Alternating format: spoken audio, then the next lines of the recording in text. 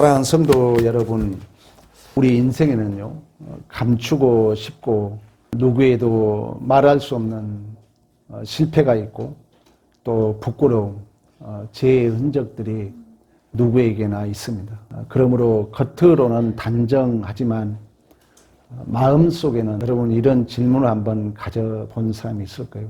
하나님, 나 같은 사람도 여전히 쓰실 수 있습니까? 라는 탄식이 우리 마음 한구석에는 누구나 아마 자리 잡고 있을 것입니다. 오늘날 교회의 거짓과 타협, 세속의 바람이 교회 안까지 스며들어서 우리 흔히들 이런 교회도 또한 이러한 시대의 타락 속에서도 하나님은 여전히 그 언약을 실천해 가실 수 있을까? 이런 질문을 던지게 됩니다. 그러나 우리 계속해서 확인해 오는 것처럼 야곱의 가정은 아버지는 고기를 좋아해 가지고 형 에서를 좋아합니다. 어머니는 동생 야곱을 좋아해요. 그래서 서로 나중에는 원수가 되지 않습니까?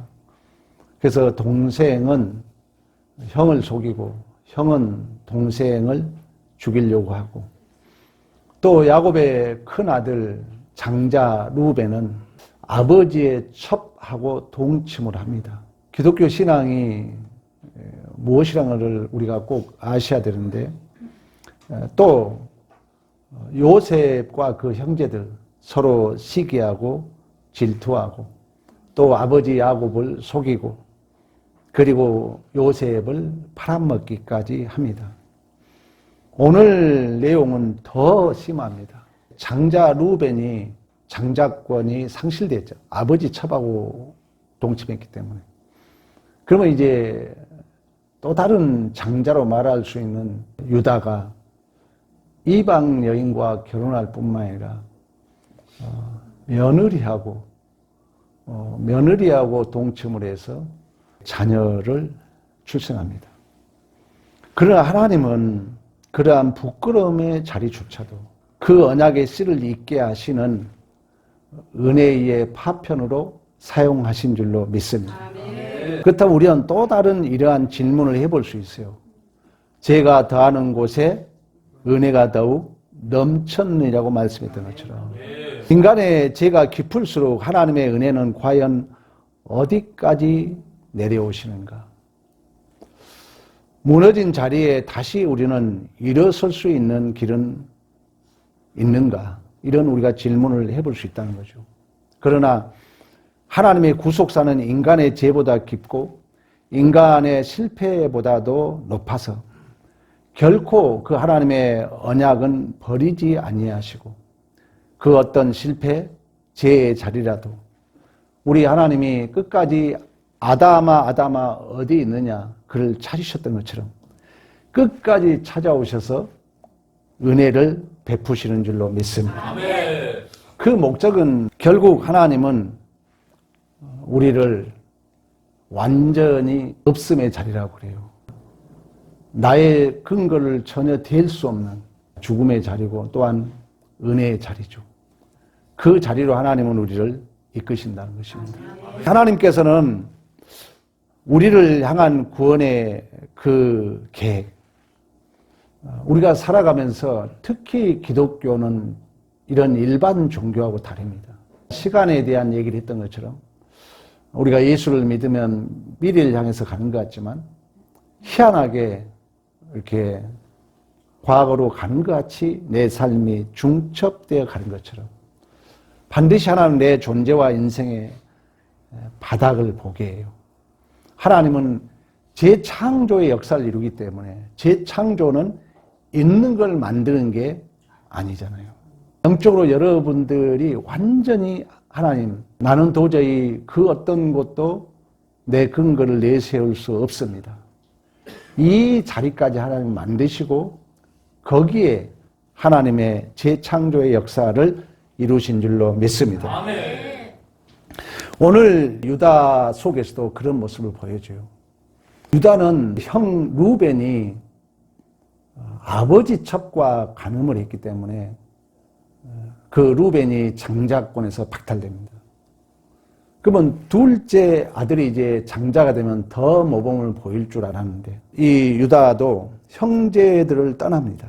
그리고 가나안 땅 여인들과 결혼해요. 그 말은 아브라함의 그 가문의 언약 공동체로부터 이탈한 것입니다. 그래서 1절에 보면 유다가 자기 형제들로부터 떠나 내려가서 가나안 사람 수아라는 자의 딸을 보고 그를 데리고 동침했다 그래요.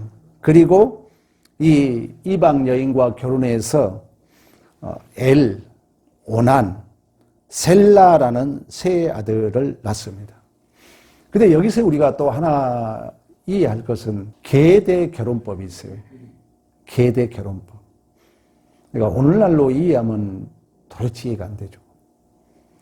가장 중요한 것은 생명의 잉태예요. 내 안에 생명이 잉태되지 않으면 윤리가 필요 없고 도덕이 뭔 필요 있습니까? 아무것도 필요 없는 거예요. 근데 계대 결혼법이 있다는 거예요. 이 계대 결혼법은 뭐냐면은 이제 큰아들이 결혼을 해요. 엘이 이 다말이라는 여인과 결혼을 해요. 다말, 타마르, 종려나무 이런 뜻을 가지고 있어요. 성경에는 다말 이름이 많이 등장합니다.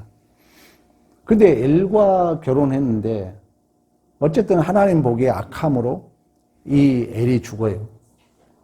그러니까 계대 결혼법이라는 것은 오직 자손을 번성해야 돼요. 그러면 이 큰아들이 이 며느리하고 결혼했는데 죽어버린 거예요. 그래가지고 이제 둘째 아들 오난과 이제 동침을 하게 됩니다. 오늘날로 여러분 해석하면 이해 안 되겠지만 당시의 법이 그랬다는 거예요. 왜? 오늘날로 해석을 하자면은 남자가 부모를 따라 연합을 이루는 교회가 예수와 연합해서 생명을 잉태하지 못하면은 내가 아무리 이 땅에 정직하게 살다 할지라도 예수가 없으면 허당이잖아요. 그런 영적 메시지가 있다는 거예요. 그래서 이제 오난과 이제 이 다말과 결혼을 했는데 오난이 이제 땅에다 설정을 합니다. 그러니까 하나님의 생명의 씨를 보존해야 할 것을 거절한 거예요. 쉽게 말하면. 내가 왜 자기 자식이 아니거든. 일단 형의 자식을 대리로 해줘야 되니까. 자기 판단 속에 결국 이제 땅에 설정함으로 하나님이 그것도 악함으로 말미암아 두 아들을 죽이는 거예요. 다시 말하면 또 다른 말로 말하면 오늘날로 해석하면 내 안에 예수 생명이 없으면 우리는 사망이잖아요. 그래서 이제 이 아버지 유다는 또 인간적으로 생각하는 거예요. 이제 막내 아들 셀라를 주려다 보니까 이게 주면 또 아들 또 죽을 것 같거든. 그럴 거 아니야, 아버지 생각은.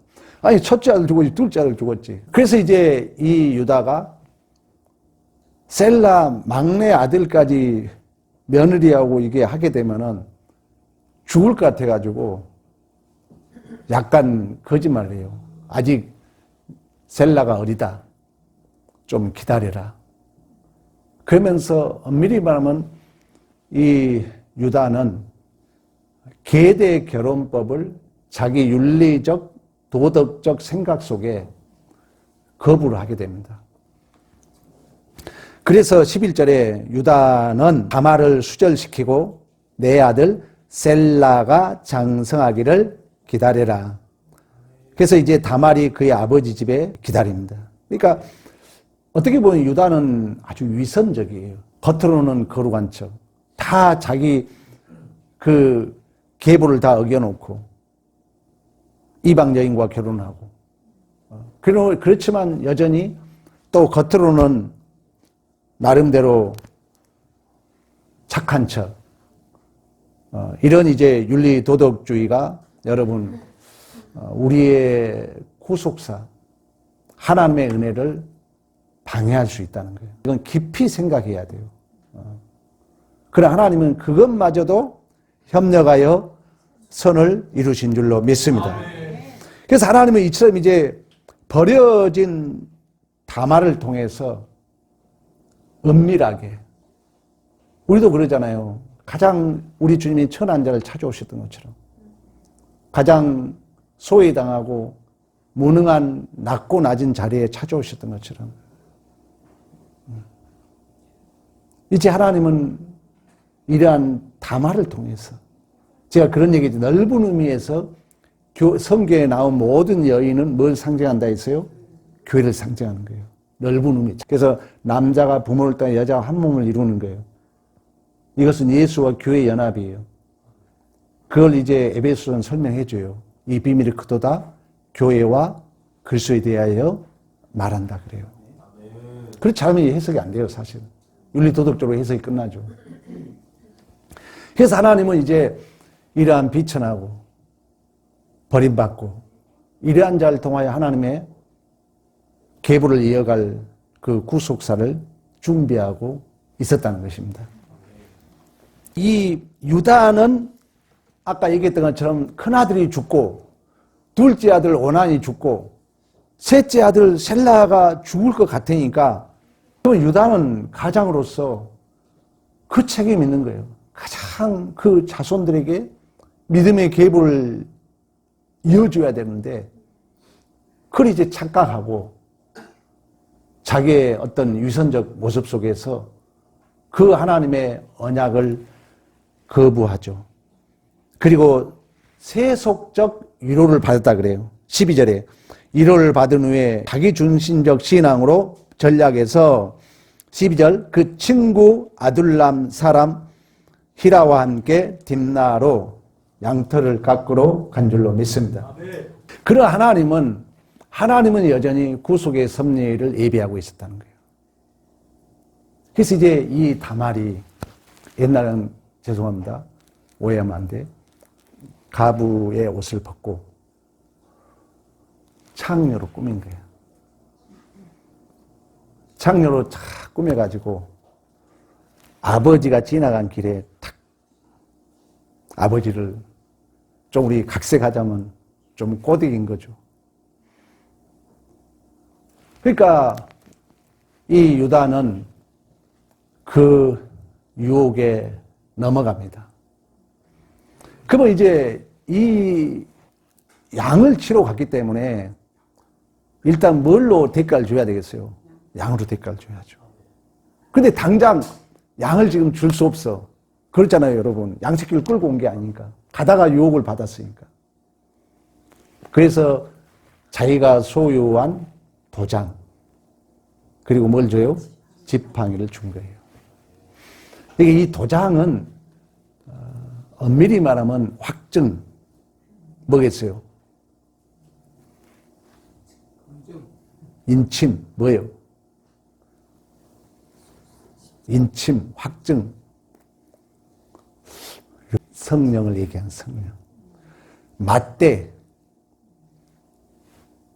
말씀의 지팡이. 말씀을 얘기하는. 이따 그 해석을 다시 하겠습니다.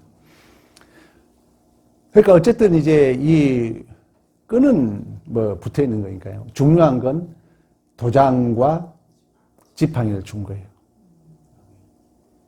그리고 이제 헤어진 거죠. 이제 나중에 약속을 뭘 주기로 했다고요? 양을 주기로 했기 때문에 이제 그걸 자기의 신분을 상징하는 권위와 신분을 상징하는 도장과 지팡이를 저기 찾아야 될 거 아니에요. 근데 찾으러 다녔는데 찾을 수 있는 거예요, 없는 거예요? 없는 거예요. 왜? 벌써 이제 창녀로 꾸몄다가 옷을 딱 바꿔 입었거든. 아무도 모르는 거예요. 그래서 이제 유다가 찾다가 포기해요. 아유, 이제 못 찾겠다. 그러면서 20절이에요. 그냥 둬라. 우리가 수치를 당할까 하노라. 근데 성경 역점의 드라마라고 이제 그걸로 끝난 줄 알았어. 우리가 그러잖아요. 죄라는 것이 여러분, 우리는 다 이렇게 덮어놓고 안 그런 척 하잖아요. 하나님이 가장 기뻐하는 것은 우리의 상한 심령이에요. 하나님은 여러분들의 복은 창조입니다. 창조. 있는 거에 창조를 이룰 수 없어요. 있는 거에 기적은 있을 수 없는 거예요. 여러분들이 자꾸 하나님 앞에 바닥을 내보여야 돼. 하나님 이게 나 전부입니다. 하나님 나 이렇게밖에 할 수 없어요. 하나님 내 믿음의 끝이 이거예요. 도와주세요. 그때 하나님이 역사해요. 하나님은 여러분들이 신앙생활에 재미가 없고 기적이 없는 이유는 뭐냐면은 조금이라도 내 가능성 앞에는 기적은 없어요. 그래서 하나님은 끝까지 바닥을 보는 거예요.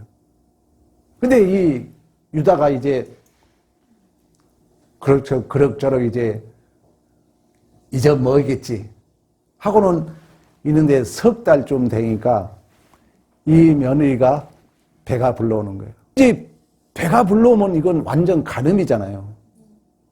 그럼 어때야 돼요? 돌로 쳐 죽여야 돼요. 이건 완전히 가문의 수치이자 또 이게 돌에 맞아 죽여야 돼요. 그래서 그를 끌어내라. 불살라라. 그러니까 자기가 지은 죄는 모르고 그렇잖아요. 이제 며느리만 이제 뭘 하는 거예요. 우리의 어떤 성경은 요소에 적나라하게 우리를 폭로합니다. 신앙생활에 중요한 두 가지라 그랬잖아요. 우리의 비참과 은혜예요. 이 두 쌍두마차 철로같이 갑니다. 내 비참이 자각되면서 또 은혜가 이제 버무려져요. 그러니까 이제 이 다말은 당당해요. 내가 어떤 곳에 있다 할지라도 당당해. 왜? 아버지가 준 뭘 가지고 있으니까? 도장과 지팡이를 가지고 있으니까. 우리의 존재도 마찬가지예요. 여러분들이 나락에 떨어질 수 있어요. 내가 죄 한 번 안 짓고 산다고요? 아닙니다. 죄라는 것은 경향이라 그랬잖아요. 남, 여자 탐만 내도 가늠이라 그랬잖아요. 남의 이렇게 좀 호기심만 가져도 도덕질이라 그랬잖아요. 그런 의미에서 우리는 다 우리 죄인들이에요. 그럼에도 불구하고 우리가 일어설 수 있는 것은 두 가지 가지고 있다니까. 성령과 말씀을 우리는 가지고 있는 줄로 믿습니다.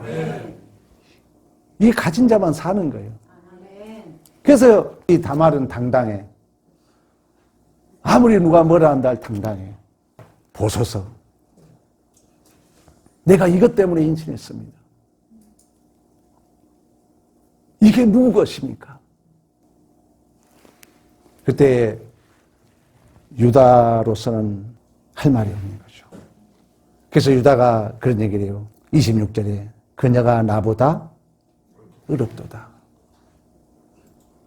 여러분, 우리의 신앙생활은 죄를 지었다가 아니다가 아니라는 거예요.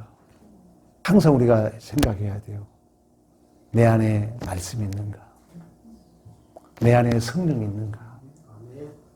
매 순간 여러분들이 내 존재에게 물어야 돼요. 내 안에 정말 신적 확정으로 성령이 내주하실까? 하나님은 이렇게 끝까지 나를 보게 해요. 베드로가 주는 그리스도의 살아계신 하나님의 아들이라고 고백하잖아요. 우리 하나님 나는 오게도 같이 하고 죽는데도 같이 하겠다 하잖아요. 왜 내가 이 베드로 이야기를 하냐면 우리의 구원의 서정에 일어난 일들이에요. 근데 우리가 결단하고 다 안 되잖아요. 그래서 내가 서두에 말씀했던 것처럼 여러분 다 아픈 상처를 가지고 있잖아요. 숨기고 싶잖아요. 근데 하나님 앞에만큼은 내놓으라는 거예요, 하나님.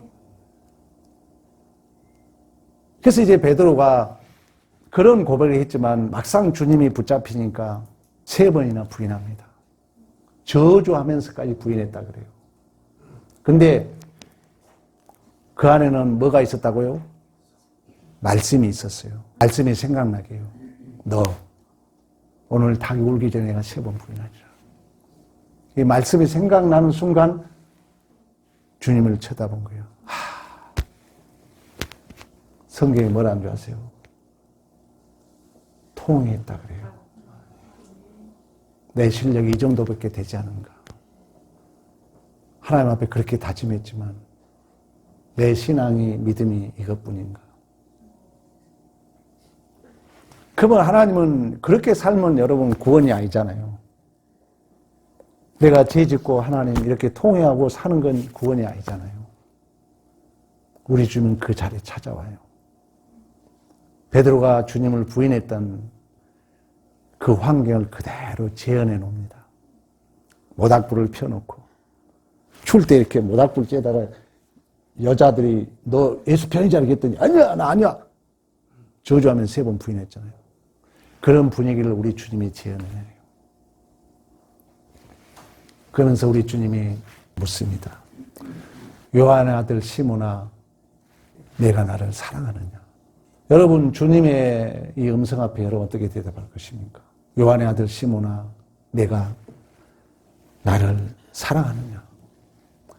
3번째 물은 거예요. 그러니까 우리 주님은 끝까지 내 양심을 보는 거예요. 3번이라는 것은 여러분 주여 3번은 여러 가지 의미가 있지만 국문학적으로 말하면 최상급이에요. 최상급.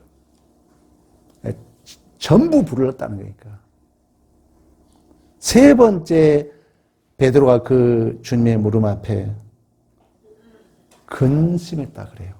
그리고 베드로가 한 말이 주여 이 모든 것을 아시오매 내가 주를 사랑하는 줄을 주께서 아시나이다. 이것은요 내 바닥포인 거예요. 주님 아시잖아요. 나 주님 오게도 같이 하고 죽는데도 같이 가겠다 했지만 나는 주님 은혜 없이는 3번씩이나 부인할 수밖에 없어요. 주님은 나를 아가페적인 사랑을 했지만 나는 필레오적인 사랑을 할 수밖에 없어요. 솔직히 자신을 고백한 거예요.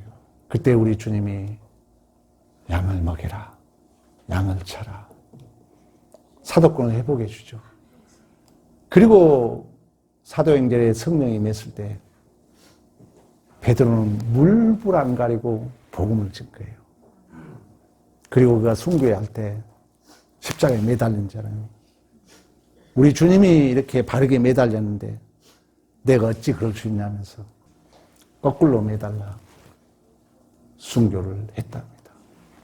이런 베드로의 삶을 사는 것은 여러분 죄가 다하는 곳에 은혜가 다한 것처럼 나 같은 죄인 살리신 주 은혜의 놀라워라는 고백이 없이 어떻게 우리가 교회에 헌신할 수 있겠습니까? 어떻게 주의 뜻 앞에 우리가 순종할 수 있겠습니까? 그래서 하나님은 끝까지 우리의 바닥을 보게 한다는 거예요. 여러분이 힘들고 어렵다 할지라도 그때마다 그 상한 심령을 가지고 주님 앞에 나오기를 축복합니다. 그리고 이제 출생을 해요. 여기에 또 비밀이 있는 거야. 이제 아버지와 시아버지와 다말이 이제 동침해가지고 봤더니 쌍둥이에요. 생명을 잉태하는 이제 원리를 보여주고 있는데 생명은 수고의 슬픔이에요. 여러분이 내 안에 예수를 증거한다. 내가 생명을 잉태한다. 산모의 고통이 있는 거예요. 여러분들이 교회에 누구를 전도한다. 산모의 고통이 있는 거예요. 성경 그걸 아주 자세히 설명해 줘요. 근데 이렇게 쌍둥이를 임신한 거예요. 근데 큰애가 이제 나올라 하니까 산파들이 붉은 줄을 딱 맸더니 다시 들어가 버린 거예요. 그러더니 둘째가 틈을 타고 나왔다 해가지고 베레스라 그러는 거예요. 그리고 첫째는 나중에 봤더니 붉은 줄을 메고 나와요. 세라 그러는 거예요. 성경에는 모두가 첫째가 죽어야 돼, 둘째가 죽어야 돼. 첫째가 죽는 거예요. 구속사를 요소요소에 보여주고 있어요. 붉은 줄이라는 것은 언약의 피를 상징하고 있죠. 첫째 아담, 둘째 아담 얘기하고 있는 것처럼 이스마엘과 이삭에 대해서 얘기하고 있는 것처럼 에서와 야곱에 대해서 얘기하고 있는 것처럼 므낫세와 에브라임을 얘기하고 있는 것처럼 엇박자로 기도해 주잖아요. 그러면 우리가 쉽게 설명하자면 엄밀히 보면 내 안에 여러분이 재창조의 역사가 이루어지려면 누가 죽어야 돼? 나의 첫째가 죽어야 돼. 그래서 이스라엘 백성이 출애굽하면서 광야에서 먼 세대가 다 죽어요? 1세대가 다 죽는 것입니다. 신앙이라는 것은 그건 내가 죽이는 그 방법 중에 하나가 나를 보게 한다는 거예요. 심리학에서 그 얘기를 해요. 내가 보이지 않는 자는 치료가 안 된다 그래요. 그래서 하나님은 끝까지 나를 추적해 가요. 너 이랬잖아. 계속 하나님 보게 해요. 베드로에게 3번 물었던 것처럼. 그래서 하나님 앞에 여러분이 완전히 차압되는 걸 구원이라 그러는 거예요. 구원의 완성이 뭐예요? 내가 완전히 차압되는 거예요. 주님 앞에 드려지는 거예요. 죽음이죠. 종말이죠. 그때 새로운 생명이 우리 안에 서게 되는 줄로 믿습니다. 이처럼 여러분, 하나님은 이 다말의 부끄러운 자리에 도장으로 인해서, 지팡이로 인해서, 또다시 말하면 붉은 줄을 맨 첫째가 들어가고 진정한 그 틈을 열고 나온 자, 동생 베레스, 은혜의 씨죠. 오늘날로 말하면 우리 안에는 누가 잉태하겠어요? 예수 생명을 잉태하는 그 그림을 오늘 여러분 성경은 보여주고 있는 줄로 믿습니다. 이처럼 하나님의 구속의 경륜은 유다의 실패와 다말의 수치 속에서 여러분이 왜 이 자리에 와 있습니까? 제가 내면적 간증을 들어보면 다 그런 어떤 사건이 있잖아요. 물론 우연찮게 온 것 같지만 또 와서라도 여러분이 말씀을 들으면은 내 삶으로 우리 성령이 찾아가잖아요. 너 그때 그랬잖아. 은혜잖아. 이게 강복되잖아요. 우리 인생이라는 거예요. 오늘 이 실패한 유다나 어떻게 보면 버림받고 수치스러운 그 다말 속에서 하나님의 언약의 쓰가 오늘 본문에 이 베레스라고 말씀했던 베레스라는 것은 틈을 뚫고 나온 자라는 뜻을 가지고 있어요. 우리가 그런 은혜를 입었기 때문에 이 자리에 있는 줄로 믿습니다. 그래서 이제 마태복음에 예수님의 족보에 가면은 여자는 교회를 상징한다 그러잖아요. 내가 의인이라고 여긴 사람은 구원을 받을 수 없는 거예요. 미안하지만. 주님, 내가 주님을 알고 나니까 참 나는 못된 놈이군요. 우리 주님이 나를 보내주셨군요. 이제 이런 자들이 예수의 족보에 오른 거예요. 그래서 예수의 족보에 올라온 5명의 여자들 여러분 알고 있죠? 오늘 나온 유다의 며느리 다말, 기생 나, 이방 여인 룻, 그리고 우리아의 아내 밧세바. 언약의 씨와 결혼한 우리아 밧세바는 더 나쁜 년이야. 지 남편 죽인 사람하고 살잖아요. 그걸 또 다른 역설은 뭐냐면 여러분 윤리도덕이 뭔 필요 있냐고. 윤리도를 무시하자는 게 아니야. 가장 중요한 게 뭐라고? 예수 생명이라는 거예요. 예수 생명. 예수 생명 없으면 다 허당이라는 거예요. 그리고 마지막 여인의 이름이 누구예요? 마리아죠. 마리아도 동침하지 않았는데 애를 잉태했으니까 어떻게 보면 가늠한 여자잖아요. 요셉하고 전혀 이런 혼인만 했죠. 근데 생명을 잉태하잖아요. 그래서 이제 5명이 예수의 족보에 오릅니다. 그 말은 뭐냐면은 또 다른 이야기로 설명하면 제가 아까도 얘기했던 것처럼 하나님 앞에 내가 구원을 받는다는 것은 내 안에 재창조의 역사가 일어난다는 것은 진짜 내가 없는 자리에 일어섭니다. 가늠하고 죄짓고 이런 것들이 이제 말씀을 들으면 조명이 되죠. 그러면서 내가 완전히 하나님 앞에 연락되는 거예요. 하나님 은혜뿐입니다. 하나님이 도와주셔야 됩니다. 하나님의 은혜 없이는 살 수 없습니다. 구원이라는 구원. 우리들 죄와 상처, 절망 속에 있을 때 여러분 그렇다면은 그 자리가 하나님의 은혜가 터져나오는 베레스의 자리가 될 수 있는 줄로 믿습니다. 아멘. 사랑하는 성도 여러분, 우리가 사는 세상도 유다 시대처럼 지금 믿음의 가정들이 흔들리고 교회 안에도 세속의 바람이 거세게 불고 있습니다. 그러나 오늘 다말의 품속에서 태어난 베레스처럼 하나님은 그 자리가 세일을 행하실 자리이며 은혜가 터져나올 베레스의 자리이며 언약이 새롭게 이어질 자리이며 예수 그리스도의 생명을 잉태하게 하시는 자리인 줄로 믿습니다. 아멘. 주님 바라보세요. 아멘. 그리고 유다가 깨달았을 때 성령이 조명이 줬을 때 맞다.